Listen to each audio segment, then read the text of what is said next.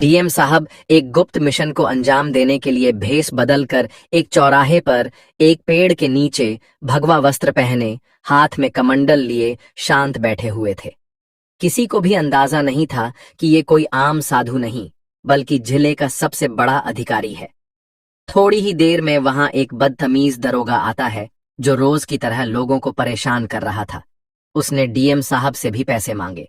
जब डीएम साहब ने पैसे देने से मना किया तो उस दरोगा ने बीच चौराहे पर सबके सामने डीएम साहब को जोरदार थप्पड़ मार दिया और बुरी तरह बेइज्जत कर दिया, जिसे देख डीएम साहब के पैरों तले जमीन खिसक जाती है।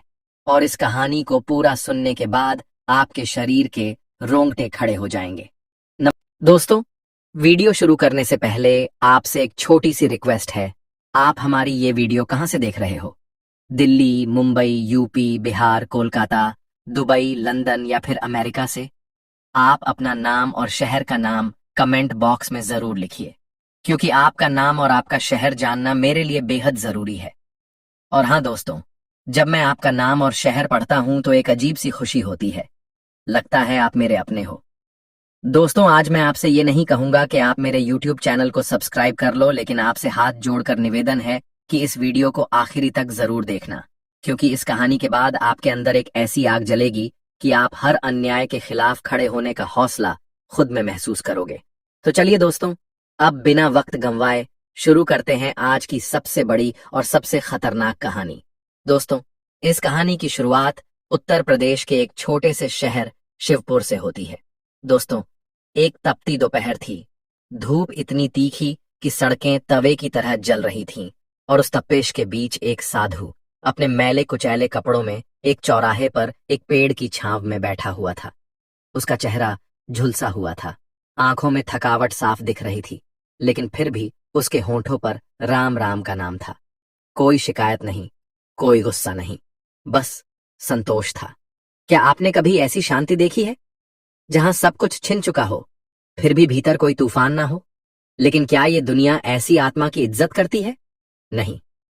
उसी चौराहे पर जहां वो साधु बैठा था, हर दिन एक दरोगा आता था, भारी वर्दी में, घमंड से भरा हुआ, आंखों में अकड़ और हाथ में डंडा।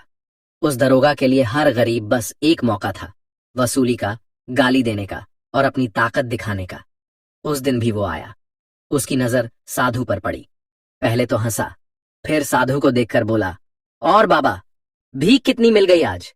साधु ने मुस्कुराकर कहा, बेटा, मैं भिखारी नहीं, साधु हूं। मुझे जो मिलता है भगवान की कृपा समझकर रख लेता हूं। क्या इतना कहना काफी था? नहीं। दरोगा को गुस्सा आ गया। बोला, भगवान की कृपा अलग से रखना, पहले मेरे लिए कृपा निकाल। 100-200 रुपए दे, वरना।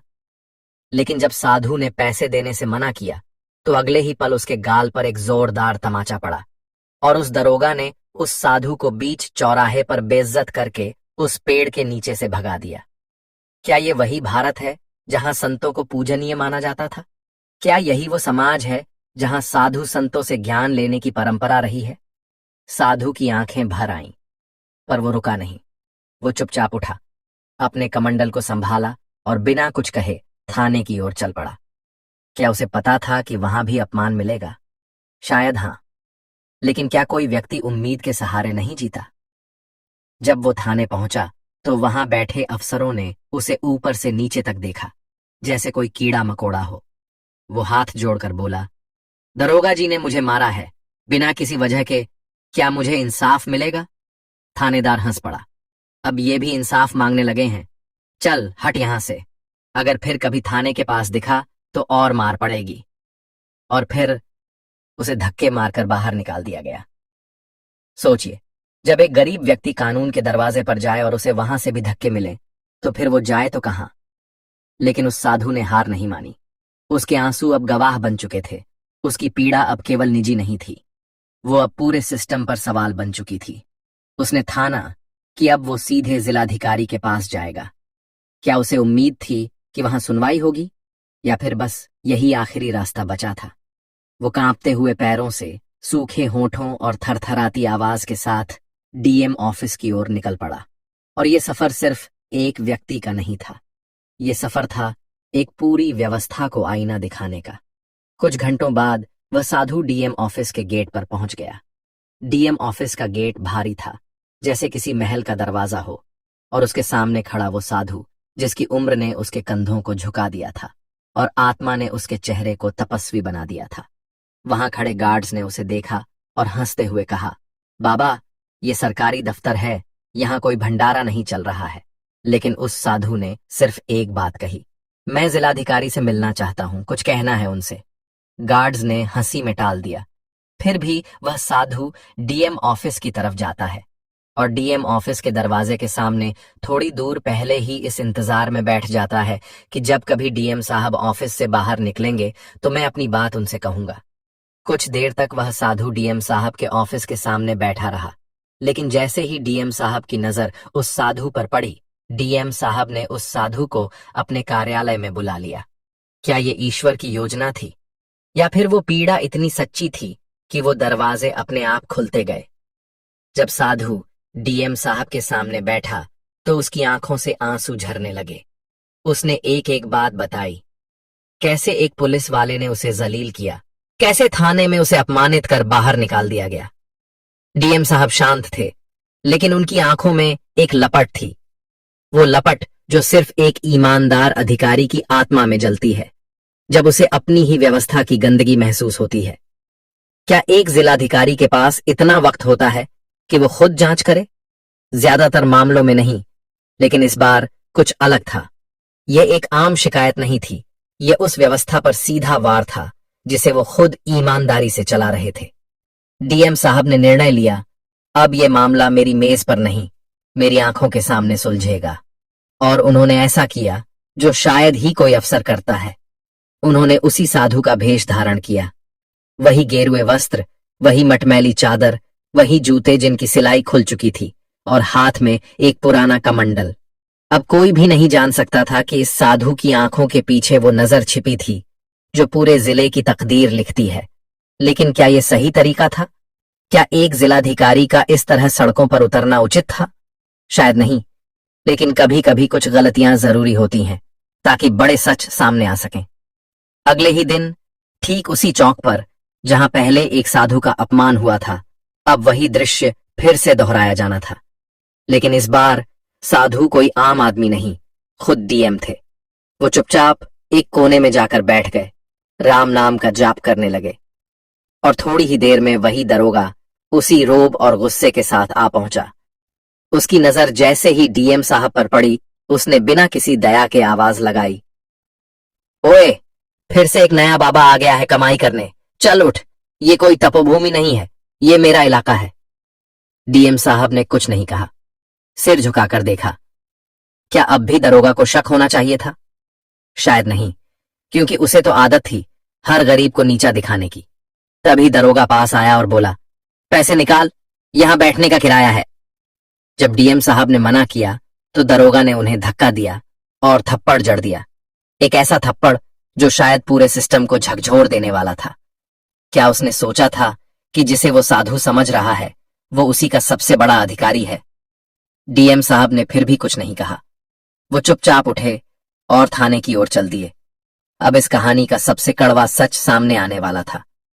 क्या अब भी थाने में उन्हें इंसाफ मिलेगा, या फिर वही व्यवहार दोहराया जाएगा जो उस पहले साधु के साथ हुआ था? ये सवाल अब सिर उठाने लगे थे और जवाब मिलने वाला था, बेहद जोरदार अंदाज में। डीएम साहब साधु के भेष में थाने के गेट पर पहुंचे, वही थाना जहां पहले उस असली साधु को धक्के मारकर निकाला गया था। सूरज सर पर था, लेकिन अंदर खड़ी अन्याय की दीवार उससे कहीं ज्यादा तप रही थी। जैसे ही उन्होंने थाने के गेट पर कदम रखा, एक हवलदार ने उन्हें दूर से ही देख लिया। आंखों में वही घमंड, वही तिरस्कार। अबे ओ बाबा, ये मंदिर नहीं है, थाना है, चल हट यहां से, अंदर आने की इजाजत नहीं है।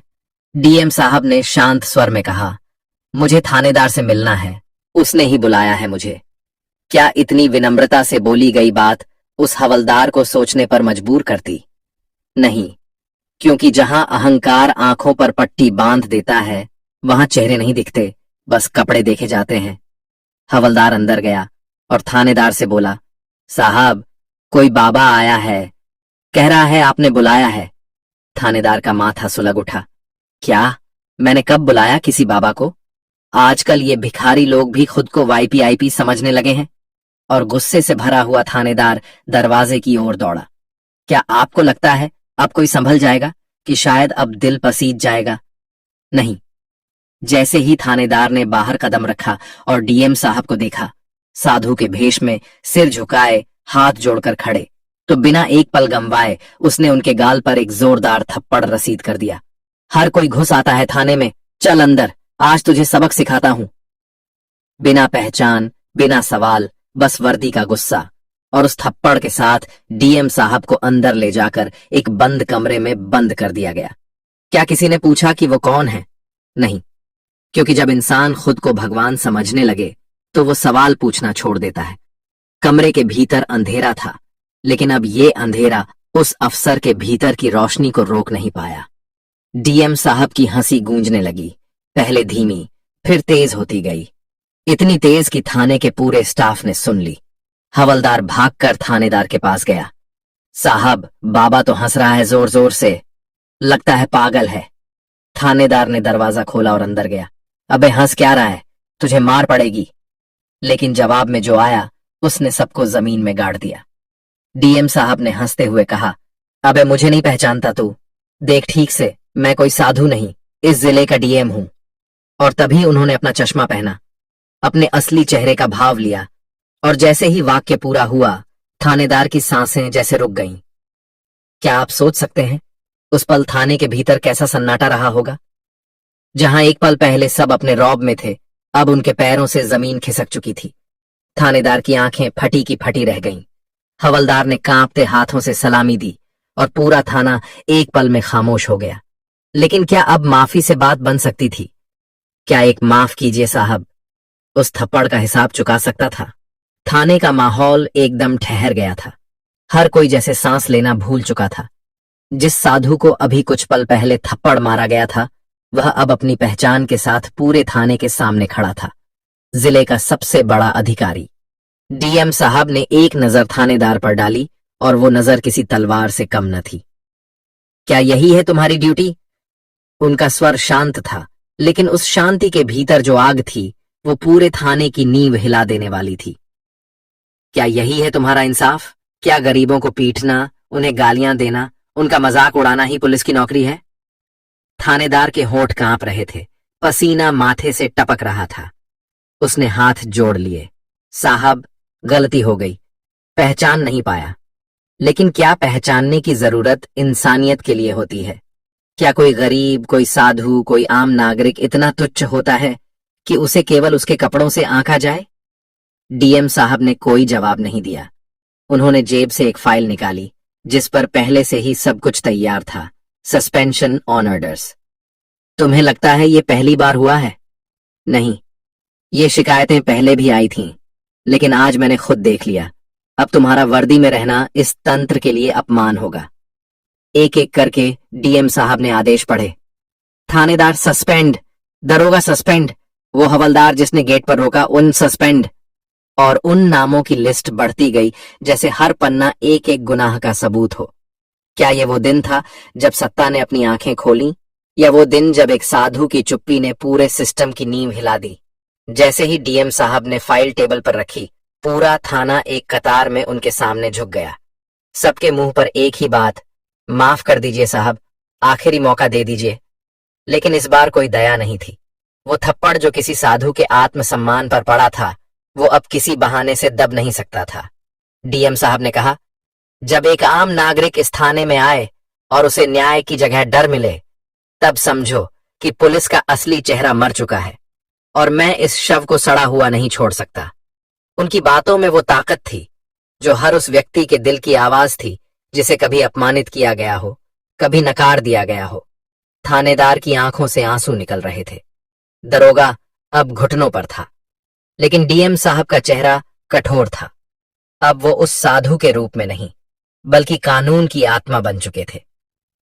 अगर मैंने तुम्हें माफ कर दिया तो हर वो आदमी जो आज इस थाने के डर से चुप बैठा है, उसकी आवाज हमेशा के लिए खो जाएगी। मैं ऐसा पाप नहीं कर सकता। और इतना कहकर वो मुड़े और बाहर निकल गए। पीछे थाने में बस सन्नाटा बचा था। एक ऐसा सन्नाटा जिसमें शर्म, पछतावा और डर सब कुछ समा गया था। डीएम साहब जैसे ही थाने से बाहर निकले, खबर जंगल में आग की तरह फैल गई। जिलाधिकारी ने साधु का वेश धरकर पुलिस की असलियत उजागर की। ये खबर हर गली, हर चौराहे पर लोगों की जुबान पर थी। वो लोग जो अब तक चुप थे, जो थाने के नाम से डरते थे, जिनके सीने में बरसों का दर्द दबा था, आज पहली बार खुले दिल से बोलने लगे।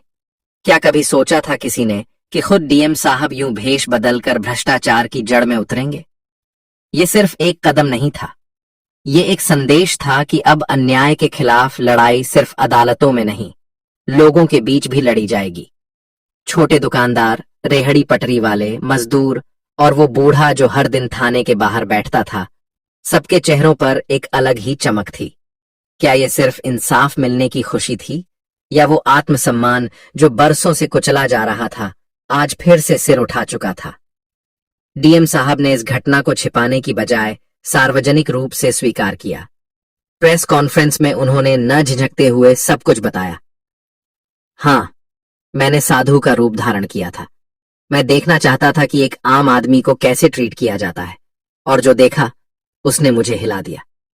एक पत्रकार ने पूछा, सर, आपको डर नहीं लगा कि कुछ अनहोनी हो सकती थी? डीएम साहब मुस्कुराए। जो डर गया वो कभी बदलाव नहीं ला सकता। अगर मैं ही डर जाऊं तो फिर आम आदमी की लड़ाई कौन लड़ेगा? क्या आप सोच सकते हैं इन शब्दों का क्या असर हुआ होगा? शहर के युवाओं में जोश उमड़ आया। सोशल मीडिया पर हर ओर एक ही नाम, हीरो डीएम। क्या कभी किसी अधिकारी को जनता ने ऐसे सराहा था? शायद नहीं। लेकिन जब कोई अफसर कुर्सी से उतरकर जमीन पर आ जाए तो लोग उसे देवता मानने लगते हैं। जिन पुलिस वालों को सस्पेंड किया गया था, उनके खिलाफ अब विभागीय जांच शुरू हो चुकी थी। उनके पुराने केस खोले जा रहे थे और एक के बाद एक काली करतूतें सामने आ रही थीं। कई अन्य लोग भी सामने आए जो पहले डर की वजह से चुप थे, लेकिन अब बोलने लगे। क्या कभी सोचा था उन्होंने कि उनका बयान भी सुना जाएगा? अब न सिर्फ उस थाने की सूरत बदल रही थी, बल्कि पूरे जिले में पुलिस की कार्यशैली पर सवाल उठाए जाने लगे थे। डीएम साहब ने निर्देश जारी किए कि हर थाना परिसर के बाहर शिकायत पेटिका लगाई जाएगी और हर एक शिकायत सीधे डीएम ऑफिस पहुंचेगी, बिना किसी फिल्टर के। क्या अब भी कोई गरीब इंसाफ से वंचित रहेगा? शहर की दीवारों पर पोस्टर लगने लगे। अब डर नहीं लगेगा थाने जाने में। स्कूलों और कॉलेजों में उस घटना को लेकर वाद विवाद प्रतियोगिताएं होने लगीं। लोग अपने बच्चों को कहने लगे, बेटा, ईमानदार अफसर बनो, जैसे हमारे डीएम साहब। क्या आपने कभी देखा है कि एक घटना इतनी दूर तक असर करे? ये सिर्फ कहानी नहीं थी, ये बदलाव की लहर थी, और उस लहर का नेतृत्व कर रहे थे एक साधु वेशधारी जिलाधिकारी। जब एक साधु के वेश में न्याय ने खुद अन्याय के गढ़ में दस्तक दी थी, तब उसकी गूंज सिर्फ शहर तक सीमित नहीं रह सकती थी। राजधानी के सचिवालय में बैठी सरकार तक बात पहुंची। एक डीएम ने ऐसा साहसिक कदम उठाया जिसकी मिसाल पूरे देश में कम ही देखने को मिलती है। मुख्यमंत्री कार्यालय ने तत्काल रिपोर्ट मांगी और खुद मुख्यमंत्री ने ट्वीट कर लिखा, ऐसे अधिकारी ही सिस्टम में बदलाव की उम्मीद जगाते हैं। भ्रष्टाचार के खिलाफ डीएम की कार्रवाई सराहनीय है। क्या आपने कभी सोचा था कि एक थाने का मामला सीधे सीएम हाउस तक पहुंच जाएगा?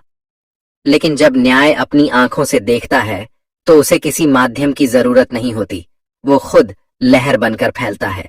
वहीं दूसरी ओर उन पुलिसकर्मियों की असलियत धीरे धीरे सामने आने लगी थी। जांच में पता चला कि दरोगा पिछले 2 सालों से हर हफ्ते चौराहों पर ड्यूटी के बहाने गरीबों से उगाही कर रहा था। जो उसे पैसे नहीं देते थे, उनके सामान को जब्त कर लिया जाता या थाने बुलाकर डराया जाता। थानेदार के खिलाफ भी पहले से कई शिकायतें थीं, लेकिन हर बार मामला रफा दफा कर दिया जाता था।